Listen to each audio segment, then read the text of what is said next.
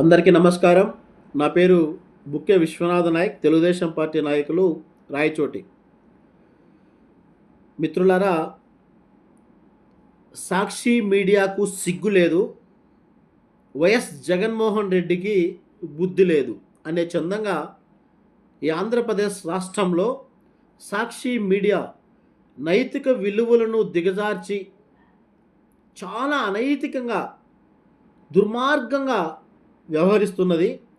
అలాగే దాన్ని ప్రోత్సహిస్తున్నటువంటి జగన్మోహన్ రెడ్డి కూడా ఈ రాష్ట్రంలో 175 అసెంబ్లీ స్థానాలకు గాను పోటీ చేస్తే గతంలో వైనాట్ 175 అనేటువంటి జగన్మోహన్ రెడ్డికి కేవలం 11 సీట్లకు మాత్రమే జనం పరిమితం చేసి ప్రతిపక్ష హోదా కూడా లేకోకుండా ఈనాడు ఒక మూలన కూర్చోబెట్టేటువంటి పరిస్థితి జనం, ఆంధ్రప్రదేశ్ రాష్ట్ర ప్రజానికం బ్రహ్మాండమైనటువంటి తీర్పిచ్చారు.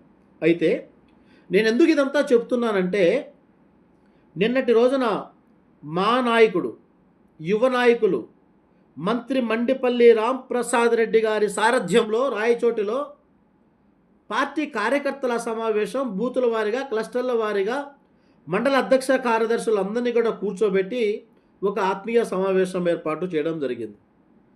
ఈ ఆత్మీయ సమావేశంలో మంత్రి మండిపల్లి రాంప్రసాద్ రెడ్డి గారు కొన్ని విషయాలు మాట్లాడితే, సిగ్గులేని సాక్షి మీడియా, వ్యభిచారం చేసేటువంటి సాక్షి మీడియా